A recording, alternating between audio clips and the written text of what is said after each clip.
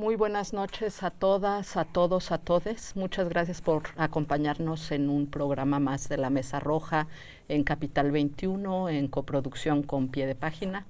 Agradezco mucho a mis compañeras Daniela, Diana, Ingrid y Tere el reunirnos el día de hoy a hablar un tema muy doloroso, muy difícil, y que hemos titulado De San Fernando a Teuchitlán, la larga noche de la violencia en México.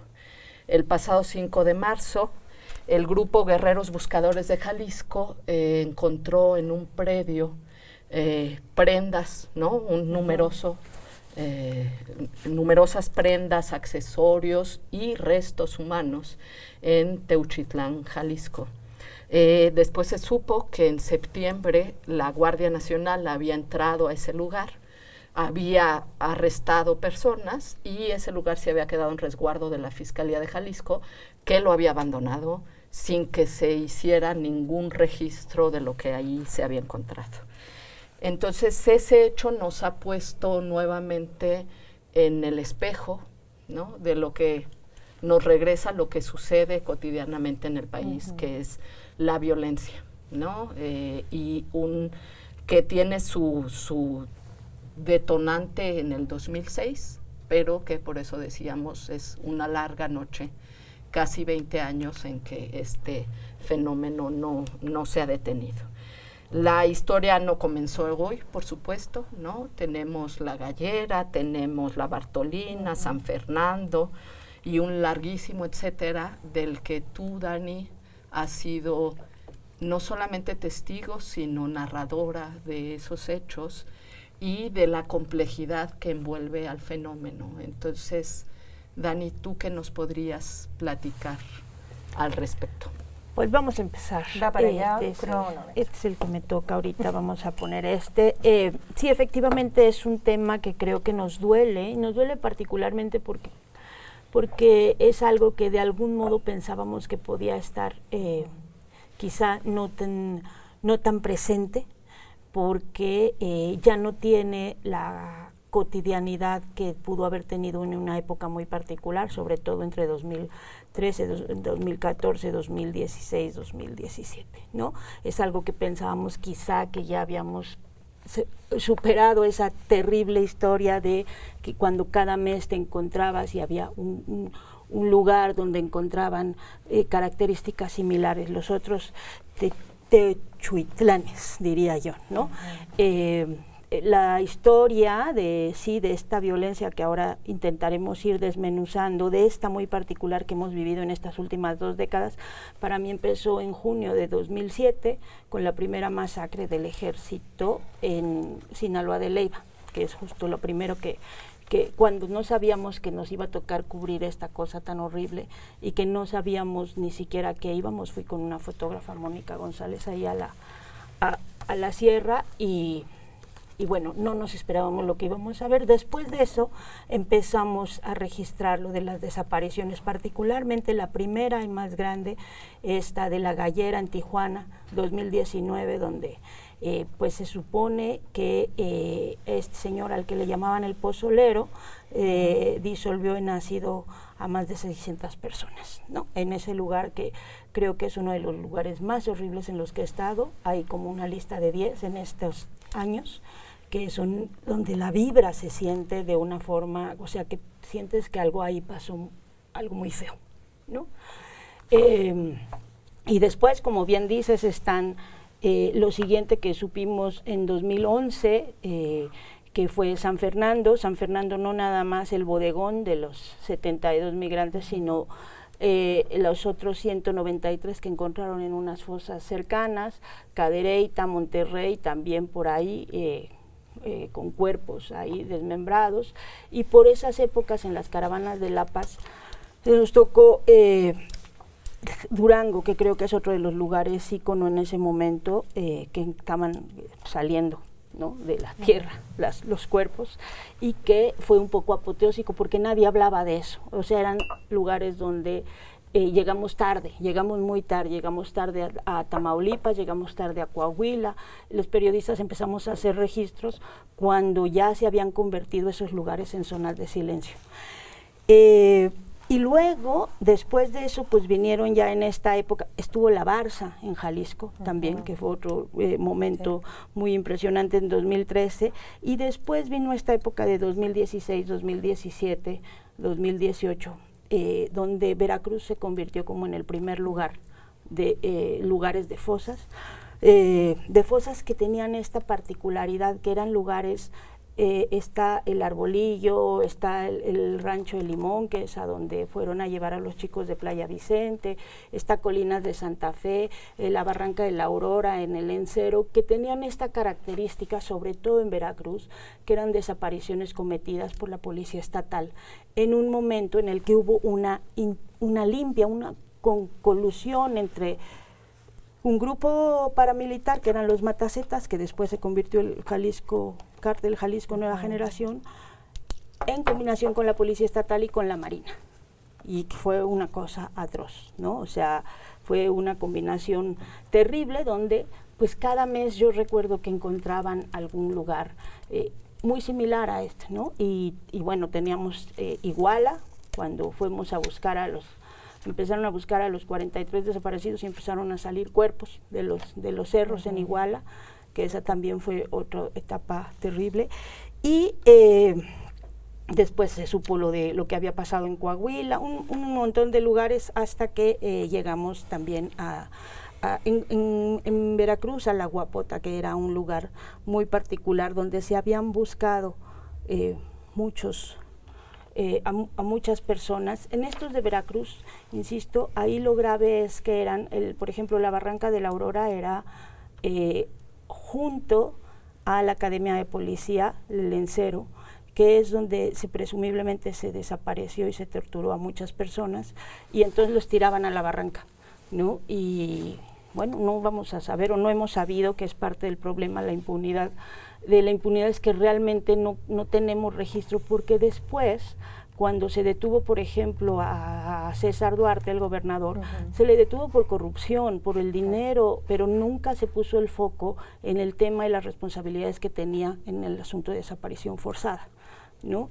Entonces, ese es un tema, lo que ocurrió en Veracruz en esos años, que fue realmente trágico y espeluznante, que no sé si vamos a avanzar. Ya se me acabó el tiempo. Voy a dejar para la otra parte una cosa que me parece muy importante, voy a solo enunciarlo ahorita, que son, y que creo que es donde vamos a partir ahora, de algo que significa o que representa una necesidad de entender qué es lo que ha fallado, qué es lo que ha pasado, cuáles son estas estructuras criminales, algo que ahora en la segunda parte comentaré, que es como lo que le llaman la macrocriminalidad, que son todos los actores, la impunidad, la economía, los otros actores sociales, los medios, que van comportando y generando una sociedad que después de 20 años no sabe, está atrapada y no sabe cómo resolver estas historias.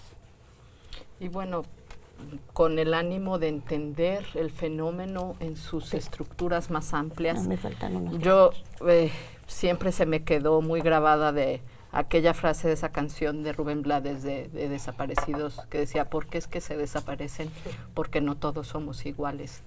Entonces, bueno, para hablarnos de eso, Diana, ¿no? De una estructura del capital que hace que no todos seamos iguales y no todos tengamos como esa posibilidad y ese riesgo, ¿qué nos platicarías? Bueno, pues primero decir que estoy un poco ronca, entonces si se me va la voz será por el tema y será por la ronquera. Yo creo que lo que nos preguntamos todos y todas de pronto es cómo es que podemos entender lo que nos ha pasado, ¿no? La pregunta es cómo llegamos aquí, cómo seguimos aquí, y cómo hay cosas que parecieran no tener pues un camino de salida que nos haga visibilizar que habrá justicia relativa, o cuando menos, ¿no?, que tendremos capacidad de frenar esta ola de violencia. Y ante esa pregunta, pues yo lo que intenté averiguar y estuve repasando y demás, tiene que ver con qué factores coincidieron, digamos, en esos años, que fueron un contexto, no es quizá toda la explicación, por supuesto, no es unicausal, pero sí un contexto importante que nos puede ayudar a entender el México de hace 20 años, que en realidad también es el efecto de pues la historia contemporánea de nuestro país. Creo que habría que contemplar el hecho de que lo que sucedió a partir de 2006 coincide con el momento de los efectos más lacerantes del neoliberalismo, ¿no?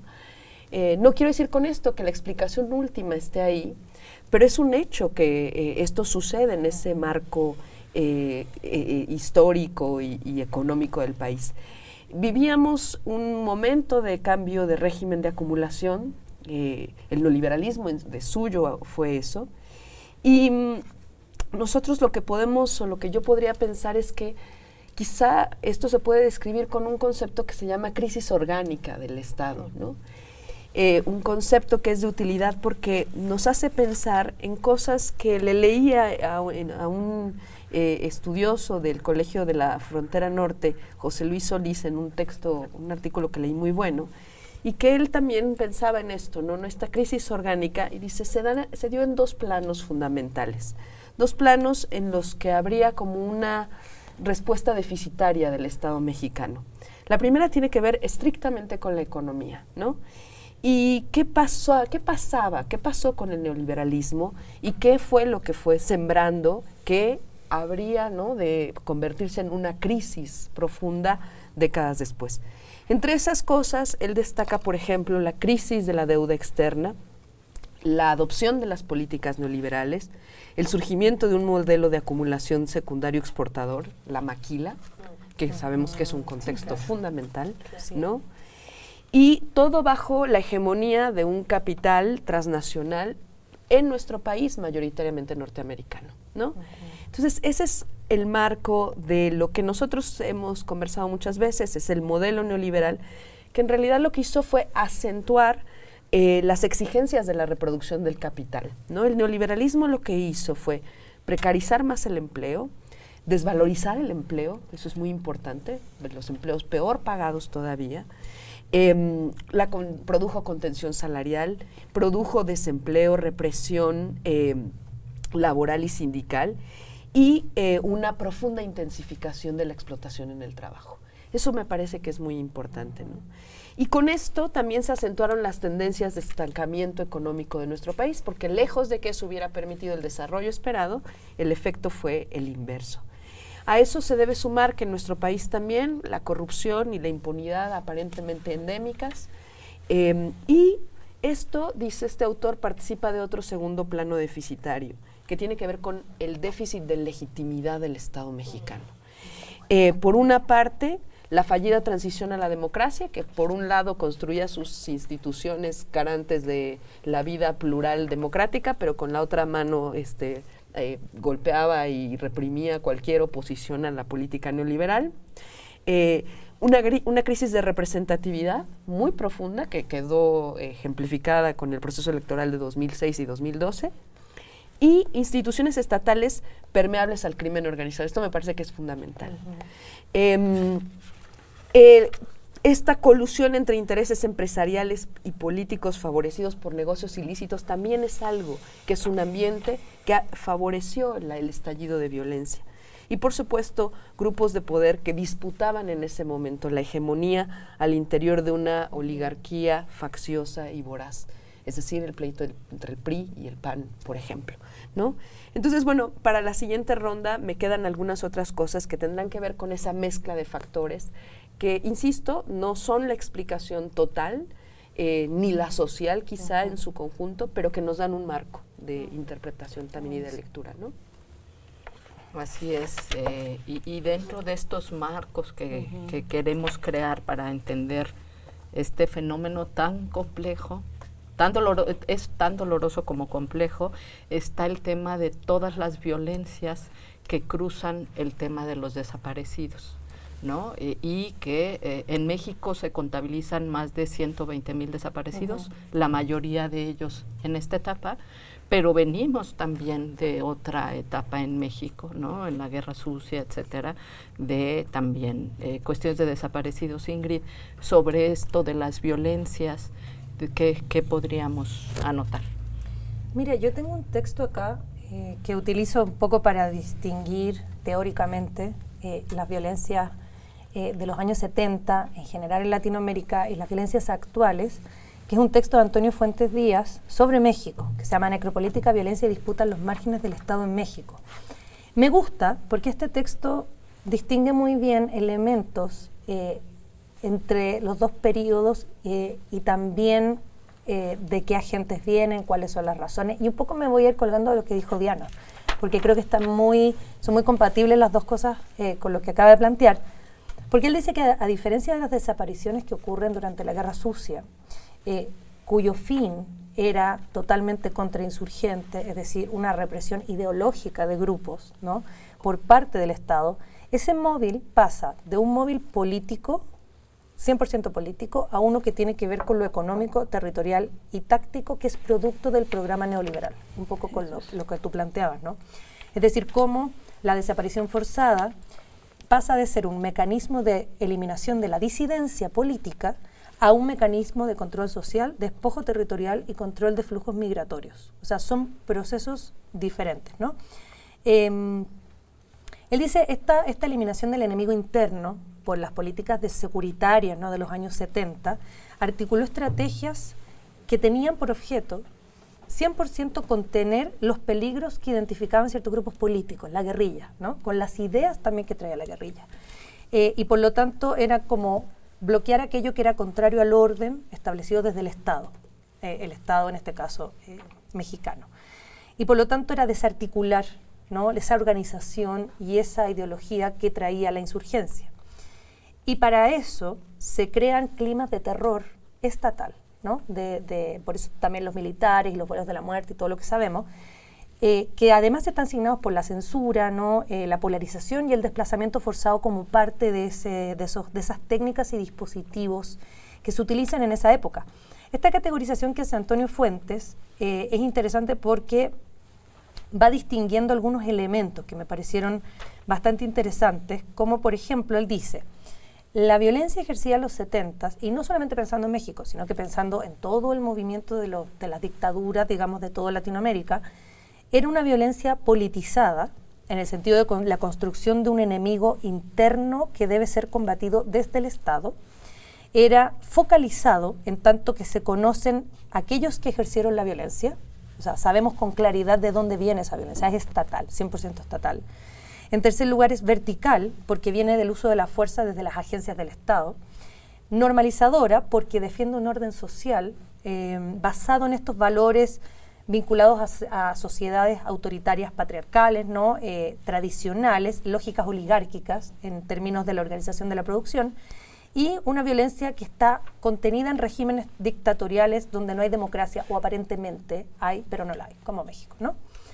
Eso sería como la violencia, digamos, que viene de los años 70, y él ve que en las últimas décadas, es decir, 20 años atrás, un poco desde el programa neoliberal en su implementación absoluta, donde empieza a ejercer estos efectos, se produce este cambio donde se traspasa el ejercicio de la violencia desde las agencias del Estado solamente, como monopolio de la violencia, a una violencia que se difunde en el cotidiano de las relaciones sociales con distintos ejecutores. Ya no es solamente las fuerzas del Estado, sino que hay un grupo y además es desfocalizado. No sabemos bien quiénes son exactamente aquellos que ejercen la violencia.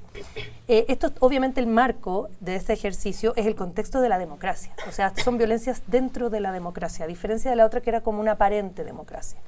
Y por lo tanto, los rasgos, agentes y dispositivos y fines van a ser diferentes a esa violencia política. Por ejemplo, es una violencia difusa, porque viene de distintas fuentes. Ya no podemos identificar 100% una violencia estatal, ¿no?, de los militares. Ahora tenemos distintos grupos y no se sabe bien qué agentes están involucrados. O sea, pues son múltiples, ¿no? En segundo lugar, él ve que es desfocalizada porque los responsables son como una dimensión abstracta en su operación. Hay una cosa de una abstracción donde uno sabe, bueno, el crimen organizado, pero ¿cuál? ¿Quiénes están metidos en ese crimen organizado? ¿Está el Estado? ¿No está el Estado? ¿De qué manera participa el Estado? Es despolitizada porque no busca, digamos, cambiar ese sentido común político, sino más bien tiene que ver con una defensa social, o sea, no es una defensa social donde hay una confrontación ideológica, es económica, ¿no? Tiene otros fines, no es la confrontación de la ideología. Y además define un nuevo enemigo que es íntimo y desconocido, por eso nunca sabemos bien a quién se puede efectivamente culpar con esa claridad que tenemos de los procesos anteriores, y además cambia la violencia. Es una violencia atroz y espectacular. Hay una cosa de espectacularización, de mostrar, de digamos que sea visible, muy visible, también para disuadir, para infundir terror, o sea, tiene otros objetivos. Y bueno, ya terminó mi tiempo, pero básicamente es digamos que nos da elementos para pensar ciertas diferencias en términos de lo que genera la violencia, o sea, los generadores de la violencia. Y por eso nosotros vemos un continuum de desapariciones, y probablemente Tere nos va a poner ese punto desde las víctimas, pero los agentes que participan y las razones por las cuales participan sí tendrían algunas distinciones entre los procesos no democráticos, dictatoriales y los actuales. Perdón, me pasé como un minutillo. Sí, y Disculpe. mi productor ya me está diciendo Perdón. 5 minutos. Dios. Entonces, Tere, vamos en el centro las víctimas y un discurso indolente alrededor de ellas, ¿no? Y de los buscadores, y que tendrían que ser el centro de atención. Sí, ya entro a eso. Ahora que escuchaba a Diana y a Ingrid, pienso que una de las líneas de continuidad que se pueden trazar es que qué curioso que había este formato de terrorismo de Estado, de esta violencia organizada del Estado, que fue revestido ideológicamente como el enfrentamiento contra el mal del comunismo, pero en realidad tenía la base material de la necesidad de implementar el neoliberalismo, ¿no? Entonces, el neoliberalismo nace del terror y llega al terror, ¿no? Y tal cual lo decía ahorita Diana, en sus causas y en sus efectos, el neoliberalismo en América Latina ha estado dictado por la desaparición y por el terror generalizado. Me voy a esto del punto de vista de los sujetos políticos de la desaparición. Porque hay como, creo, un registro en el que hay una línea de continuidad en el que las distinciones muy útiles para identificar tipos de violencia y no echar todo en un mismo costal, invisibilizan otras cosas. Y esto creo que hay un episodio de la historia muy interesante. La primera vez que las madres buscadoras salieron a marchar un 10 de mayo fue en el 2012. Y ahí en los colectivos de búsqueda hubo una discusión muy interesante. Colectivos de búsqueda de familiares desaparecidos de la guerra sucia que decían, no es lo mismo, no es nuestra causa. Y una claridad política muy impresionante de colectivos muy importantes, entre ellos Hijos México, que dijo, sí es lo mismo, sí es nuestra causa. Y esa discusión ha tenido efectos hasta ahora y en algunos espacios sigue, y a mí me gustaría como que abonar a esta narrativa que dice sí es lo mismo. Hay un registro en el que políticamente es importante decir sí es lo mismo, aún con la importancia de identificar los motores que materialmente sustentan, mueven y dirigen la violencia organizada del Estado y de grupos económicos en colusión con el Estado. En la ley general sobre desaparición forzada de personas y desaparición perpetrada por particulares y de la Comisión Nacional de Búsqueda, esta ley que no me acuerdo cómo bien se llama, pero que es del 2017, se planteó la distinción entre desaparición forzada y desaparición perpetrada por particulares, un poco atendiendo a ese no es lo mismo, ¿no? Y eso se volvió una muy buena herramienta de gestión desde los aparatos de impartición de justicia para identificar la etiología de los distintos casos y para, por ejemplo, la atención de las causas. Lo hablábamos hace ratito antes de arrancar el programa, pero lo que también es cierto es que contrapuntea con la experiencia política de la conformación del colectivo de búsqueda, ¿no? Hay una antología muy buena que sacó el Colegio de México, coordinada por varias personas, entre ellas ahora recuerdo a Alicia de los Ríos y a María de Becchi, en la que un poco se titula Las luchas por la memoria contra la violencia en México, y intenta trazar esta línea de continuidad de 50 años, no solo de desaparición en México, sino de búsqueda de personas.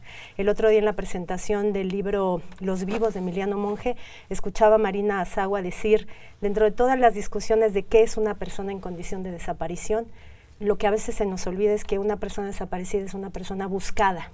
Y el fenómeno de la búsqueda reviste políticamente este fenómeno, más allá de muchos ánimos de distinción analítica, ¿no? Y en este sentido recupero dos voces. La primera voz es de Liliana Gutiérrez, mamá de León Gutiérrez. León, hijo de un desaparecido en 2010 en San Fernando, cuando Liliana estaba embarazada de 5 meses.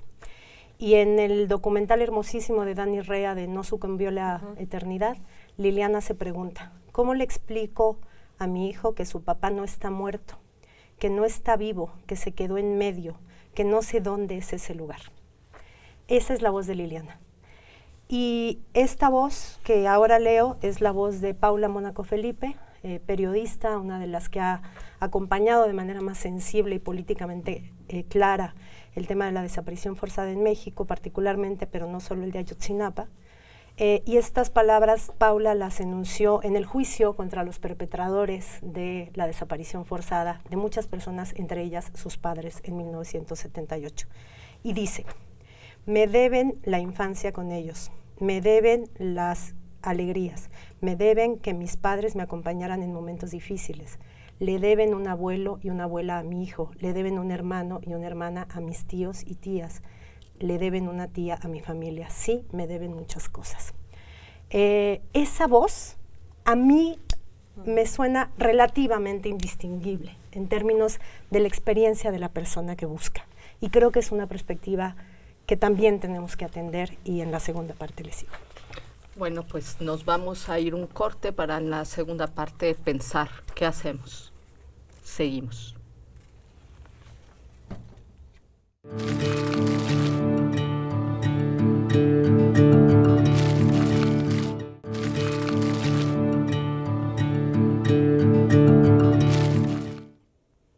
Gracias por seguir con nosotras en la Mesa Roja. Estamos hablando del tema de Teuchitlán y los desaparecidos en México.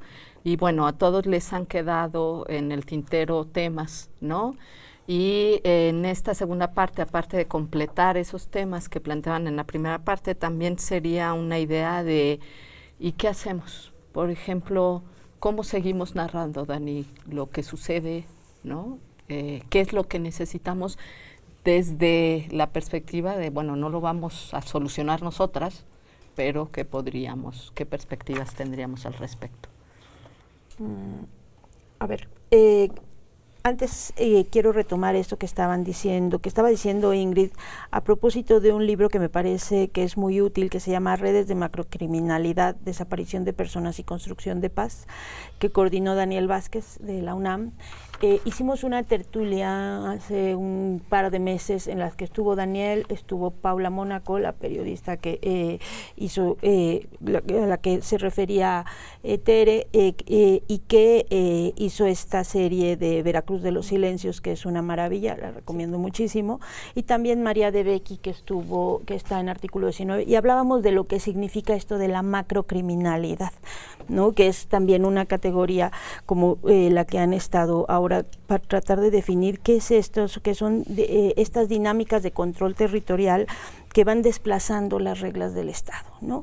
Y que tiene un montón de actores, participan empresarios, participan los políticos, o sea, participan actores sociales también, los medios de comunicación, o sea, es una forma de control territorial que ha ido desplazando esas reglas que conocíamos del Estado y que va teniendo sus elementos, decía en ese momento Daniel Vázquez, decía, genera que se cometan múltiples delitos. En México creo que yo me quedé en que había 19 formas de crimen organizado distintas, o sea, y que se van mezclando unas con otras entre la extorsión, la trata, todo lo que se nos ocurra, que son formas de crimen organizado, que no es el narcotráfico, es una y otra formas de crimen organizado. Y él decía, caracterizar estas redes permite formular mejores hipótesis sobre la desaparición y realizar búsquedas más eficaces, ¿no? Por eso es importante tener estas caracterizaciones, porque también nos permite ir teniendo pautas de cómo podría ser su desmantelamiento. Entonces yo les recomiendo que vean la tertulia porque ellos lo explican mucho mejor, pero lo que yo sí creo es que de parte de quienes hemos ido acompañando o los medios, que además sí llama la atención que ahora haya muchísima atención. Durante muchos años nos acostumbramos a que siempre éramos bien poquitos, ¿no? Y de medios muy chiquitos, que sí, pues nos daban premios por los buscadores en 2016 y todos llorábamos porque era una catarsis, porque al final de cuentas éramos bien poquitos tratando de decir aquí está pasando todas estas cosas, ¿no? Entonces, lo que sí creo, y creo que es un aprendizaje que me ha dejado platicar mucho con muchas de estas personas que están buscando, es que tenemos que tratar desde quienes lo narramos, de salirnos de las historias solo de dolor y empezar a buscar todas estas otras motivos estructurales. Ellos, con eso ya voy a cerrar porque ya se me acabó el tiempo para no variar, pero hay un señor, Galván, me acuerdo mucho de él, murió sin encontrar a su hijo. Y él nos decía, luego nos preguntan que cómo nos ha cambiado la vida esto, y cada vez que nos preguntan eso, pues pasa esto, y empezaba a llorar, ¿no? Y era terrible. Y decía, cuando lo que queremos es que hablen del caso, del juicio, de cómo se está, qué nos está haciendo, qué sí se está haciendo, qué ocurrió en ese lugar, y siempre nos terminan preguntando qué sentimos, y pues lo que sentimos es una cosa terrible. Y otra persona, otro familiar en Playa Vicente que también me decía, es que cuando ustedes se van, nos quedamos nosotros aquí solos, ¿no? Y es una soledad impresionante. Entonces yo sí creo que tenemos que empezar a ir poniéndole otros pisos a la forma de analizar y de narrar este tipo de cosas. Diana, para completar lo que decías de las cuestiones estructurales y un poco a futuro. Bueno, intentando como hilar para no desviar tampoco ya sobre lo dicho, ¿no? Creo que lo importante para el México actual tendría que ver con cómo salir de esa larga crisis, ¿no? Y un factor que creo que es fundamental sería encarar que esta existe. Me parece que lo que es inadmisible es que tengamos una continua evasiva, ¿no? Que reviste de oropeles el presente y que esto siempre intenta ocultarlo debajo del tapete. Yo creo que eso es algo que hay que poner en el centro, ¿no? Y eso nos permitiría encararlo, afrontarlo, nos permitiría reconocer también que si sus causas son multifactoriales, que tienen que ver con la historia violenta de las últimas décadas, con factores económicos, con la degradación del Estado mexicano, con la corrupción, la impunidad, o sea, todo eso que hemos escuchado muchas veces, si todo eso podemos mirarlo incluso en su profundidad histórica, si podemos reconocer que eso no comenzó en 2006, no comenzó a finales de los 90, sino que tiene un trazado mucho más amplio, creo que también nos daría herramientas para saber cómo irlo pues desenmarañando, ¿no? Creo que es fundamental para nuestro país en este momento que seamos capaces pues de mirar como lo decía Tere, ¿no? Las voces de las víctimas en su generalidad.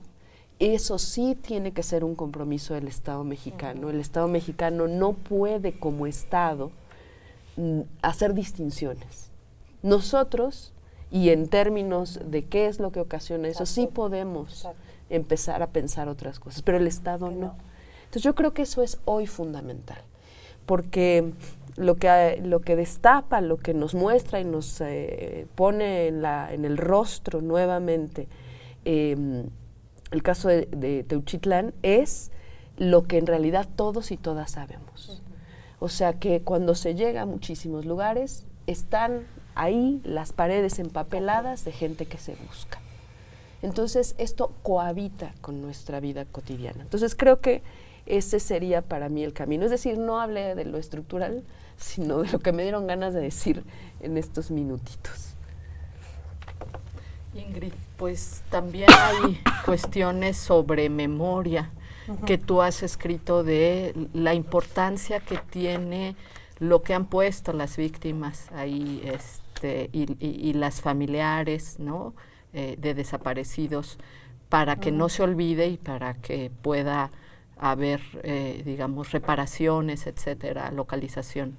¿Qué podríamos decir? Yo creo de que eso? en toda esta discusión está muy bien porque es la parte estructural, pero también es mirar hacia dónde vamos a apuntar. O sea, quedarnos, como decía Dani, en el dolor puro nos estanca, nos despolitiza, cuesta ver por dónde, ¿no? O sea, porque es un país que tiene más de 120.000 desaparecidos. Esa es la verdad y eso es innegable, ¿no? Y los colectivos de madres de desaparecidos, que llevan décadas cargando los retratos de sus familiares, ¿no? Son personas comunes y corrientes, que no tienen privilegios, que no tienen poder y que se transforman en sujetos políticos a partir de la violencia. Ese es como el lugar que ocupan, ¿no? Hay un concepto bien interesante de Sayak Valencia, que es filósofa y activista, y ella la llama políticas post-mortem, es decir, son espacios que crean las comunidades en duelo, que han perdido, ¿no?, familiares, que devienen en sujetos políticos. Entonces, ¿cómo politizar el duelo? Esa es la pregunta. ¿Qué hacer con el duelo? Más allá de lo privado, ¿cómo ponerlo en la vida política? Y esto lo hacen permanentemente, que es introducir el dolor en la política, un poco lo que hablamos en algún momento sobre el feminismo, ¿no? La rabia en la política, esto es el dolor en la política, volverlo a traer. Entonces la estrategia es apostarle a la memoria. Y así tenemos representaciones como la glorieta de las y los desaparecidos y volverle a poner cara a las personas que desaparecieron. No que sea un número, no que sean 120.000 desaparecidos, quiénes son, cómo se llaman, qué eran, qué les gustaba hacer, o sea, volver a revivir a las personas que ya no están, ¿no? Darles un lugar político de nuevo.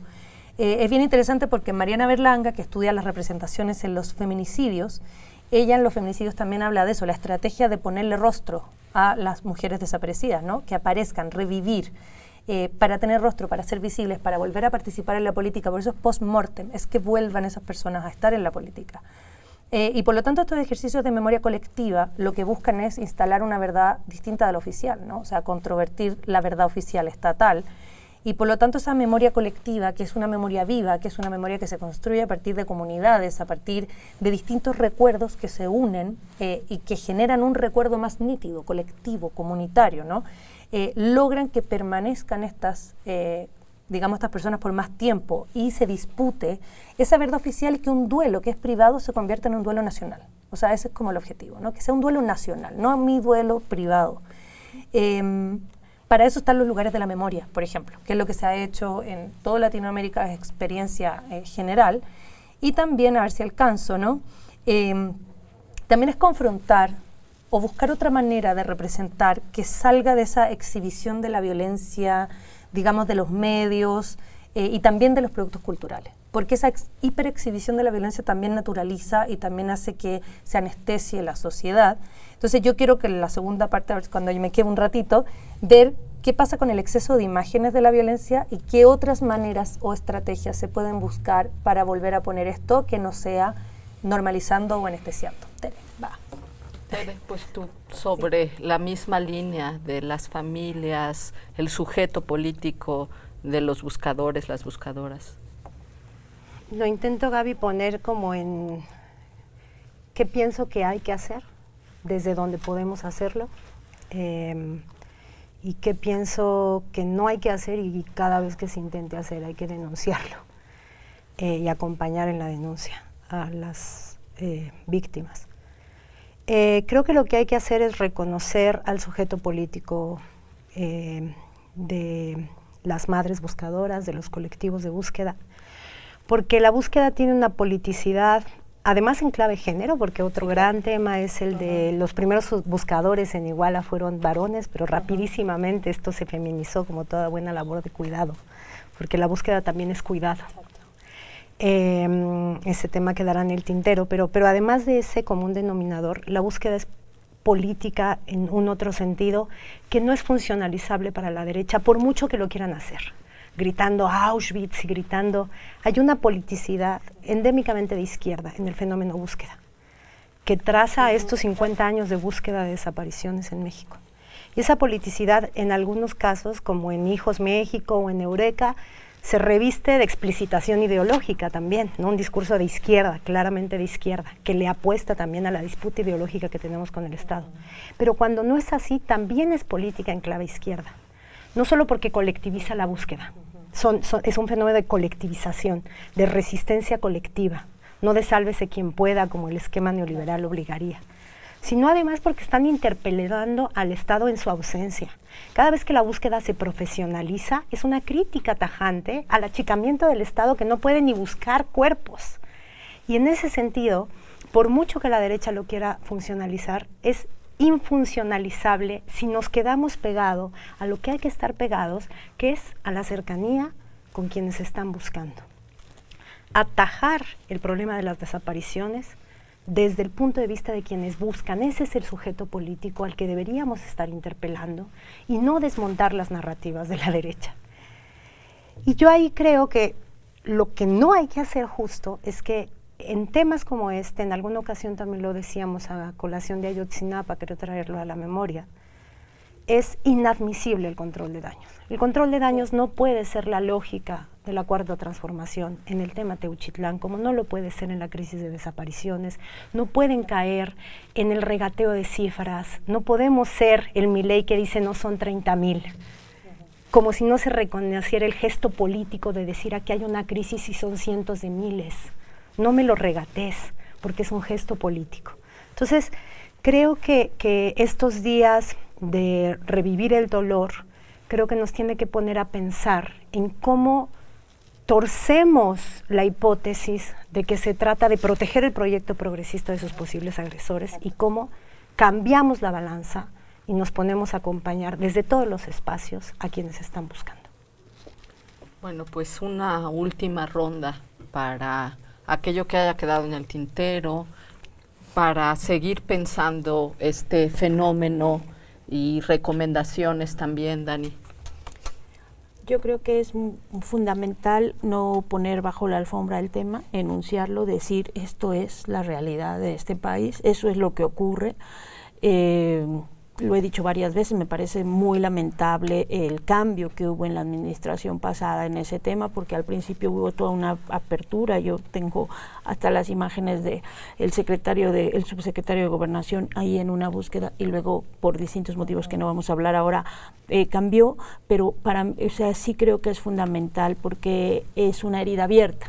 Es una herida que está y que supura y que va a supurar cada vez que nos encontremos este y otros casos. Entonces se tiene que enfrentar, se tiene que enunciar, se tiene que explicitar para también ubicar qué cosas hay que cambiar, qué cosas se han hecho bien con las estructuras o las cosas que pueda tener el Estado para avanzar y qué otras cosas se tienen que modificar y a cuáles hay que ponerles además la atención que requiere, porque estamos hablando, y eso nunca hay que dejar de pensarlo, de personas que con sus manos van y buscan. Yo les puedo asegurar que una de las experiencias más fuertes para mí en la historia, en toda esta historia, ha sido en Coatzacoalcos dejar mi libreta y ponerme a ayudar a quitar las piedras, ¿no? O sea, de sentir, estoy haciendo algo más útil porque ya la libreta no te es suficiente, contarlo no te es suficiente. Hay que ayudar de otro modo, de como uno pueda. Entonces sí creo que eso es importante, y trabajar en el tema de la impunidad. O sea, esto de las redes de macrocriminalidad lo que significa es que hay muchos actores involucrados que no pueden quedarse así como que, bueno, pues ya tenemos otras prioridades y solo atender las causas, y no trabajar fuertemente para que las personas que han sido responsables de desaparecer o de reclutar forzadamente, que además me parece tan grave una cosa como la otra, ¿no? Todas estas formas de asolar a las familias y a las poblaciones y no dejarles vivir en paz, tienen actores y tienen responsables, y hay que seguir esas cadenas de mando y hay que establecer las sanciones para los responsables de esas acciones. Diana. A mí me trajo a cuento esto una frase, ¿no? Que es el porvenir del pasado, ¿no? Walter Benjamin tiene una idea que a mí siempre me viene a la cabeza con estas cosas, ¿no? Es decir, los muertos tampoco estarán a salvo si el enemigo vence, ¿no? Y el problema es que el enemigo no ha dejado de vencer. Entonces, el problema de la memoria es no solo hacer justicia, porque también hay que decirlo, no se puede restituir. Una persona que se fue, eso no se puede restituir, y con esa dureza hay que encararlo, porque así de violento es el acto. Pero lo que sí podemos hacer es tratar de encontrar los cauces que impidan que siga sucediendo, que ese es el primero, y en segundo lugar, que no haya impunidad. Creo que eso es lo que tenemos que instalar, eso es por lo que tenemos que seguir luchando, porque lo que demuestra lo que hemos visto estos días es que esto sigue pasando y no puede seguir pasando ni en este gobierno ni en lo que venga para el futuro. Y yo con eso cerraría. Ingrid, ¿tú con qué? ¿Y aquí cómo le hago? ¿Con qué? Pues, Hazle así. exacto. Le voy a hacer así. Mira, yo estaba pensando que en lo que voy a retomar lo que estaba hablando un poco antes, cómo representar esto, ¿no? Tanto en el periodismo como en los productos culturales. Y siguiendo a Mariela Berlanga, que es la que habla sobre el feminicidio, es un muy buen trabajo, lo recomiendo mucho, una mirada sobre el feminicidio. Ella habla de que desde un punto de vista ético y estético, porque es inseparable, yo creo, en estos casos, lo ético de lo estético. No puedes solo apelar a la estética cuando se trata de estos casos. La representación debiera salirse del circuito de la violencia y no reproducir estereotipos de género, por ejemplo, ¿no? Hablando en clave de género, porque son madres buscadoras, que no sean victimizantes, que no reproduzcan estos estereotipos, que sean sutiles, respetuosas, empáticas del dolor, ¿no? Y que inauguren otro tipo de estética, que no sea solo mostrar la violencia, ¿no? Los muertos y los cadáveres y la sangre, que es en general lo que pasa con la prensa, pero también con los productos culturales, ¿no? Las películas y la violencia en México, etcétera. Y ella ejemplifica con algunos procesos culturales que han logrado instalar esta construcción de la memoria de otro lugar, pensando, por ejemplo, en las madres de la Plaza de Mayo, que es como el gran ejemplo de estas mujeres que cargaron las fotos de sus familiares, aquí voy a llegar como a una mitad, o las madres, por ejemplo, en el caso, bueno, de México, también de Chile, ¿no? O sea, todo este ejercicio que hacen. Y hay acciones y performances súper notables. Yo siempre destaco una que me parece muy llamativa y muy interesante, que es el recetario para la memoria. Quien no lo haya visto en su casa, está en internet, lo puede revisar. Pero este recetario para la memoria, que es de Sara Gómez y las rastreadoras del Fuerte, un librito ahí muy, muy lindo, que es este ejercicio de que la familia le prepara a la persona que desapareció el plato que más le gustaba. Y vienen acompañados de crónicas, pero también vienen acompañados de imágenes y de recetas. Y es como más allá de solo la muerte, ¿no? Es decir, te estamos esperando todavía, pero desde la comida, que es esa cosa íntima, familiar, ¿no? Y muy colectiva. Creo que ese tipo de ejercicios, por ejemplo, me parece que incluso incide mucho más en quien lo ve que solo el dolor puro, ¿no? Es decir, cómo buscar otra forma de volver a traer al centro de la política a aquella persona que ya no está. Y aquí es el plato de comida, ¿no? Entonces, como ejercicio me parece muy interesante y eso, recomendar a las personas en su casa que si pueden entrar al recetario de la memoria, que siempre está en internet, le entren. Bueno. Como con la mitad. Exacto, pero Tere, ¿con qué cerrarías tú? También hay una cuestión de la compasión que es padecer con otro, ¿no? No como esa idea que se tiene de tiene que ser como una cuestión lastimera, sino realmente poder padecer con el otro, ¿no? Lo que sucede. ¿Con qué cierras tú de esta cuestión? Pues cierro haciendo caravana con sombrero ajeno porque creo que acá en la mesa está Dani, pero hay muchas voces de mujeres periodistas de esta generación que yo creo que la crisis de desaparición y de violencia en México también marca la aparición de un sujeto, mujer periodista acompañante, del que según yo se va a escribir muchísimo en este país. Pienso en Paula Mónaco, pienso en Dani Pastrana, pienso en Dani Rea, en Lidiet Carrión, y en tantas mujeres que han acompañado, han reporteado, cuidando y siendo cuidadas por los colectivos de madres buscadoras. Un poco lo que intentó retratar esta película de Ruido, la de Julieta Gurrola. No recuerdo, Grito, ¿no? Grito. Y en ese sentido, en lo que hay que hacer, pues creo que ahí tenemos un ejemplo enorme del que yo reitero, creo que muchas generaciones de estudiantes de periodismo van a empezar a hablar muy pronto. Y me quedo con la idea de que el problema de la impunidad tiene que ser puesto en el centro del debate en dos sentidos, no solo como impunidad presente, es decir, qué tan impunemente se sigue perpetrando, sino recordar que en este país no hay una persona que haya sido juzgada por los crímenes de la guerra sucia, una persona que haya sido castigada. Si la tasa de impunidad ahorita es altísima y ronda el 99%, para los crímenes de la guerra sucia es del 100%, y eso también permite que esto siga ocurriendo. Una recomendación rapidísima, me sumo a la de Recetarios para la Memoria, me parece que es un documento precioso. No sucumbió la eternidad, de Dani Rea, es un documental de 2 casos, Alicia Los Ríos, Guerra Sucia, Liliana Gutiérrez y León Gutiérrez, hoy en día. Y por último también de Dani Rea y Daniel, no me acuerdo de su apellido, Canción de protesta por los jóvenes desaparecidos. Es un texto también maravilloso que empieza a poner el acento en cómo volvemos a contar esto, cómo se lo contamos a nuestros jóvenes y nuestras niñeces, sin que solo desgarre, ¿no? Pues bueno, está ahí. Bueno, pues no fue nuestra pretensión terminar el tema. Nos quedó el tema de las fiscalías, de los estados, un montón de cosas, pero sí de tratar de entender desde otras perspectivas este tan doloroso fenómeno, ¿no? Entonces, bueno, pues les agradecemos a todas, a todos su escucha y nos vemos en una emisión más de La Mesa Roja el próximo jueves. Buenas noches.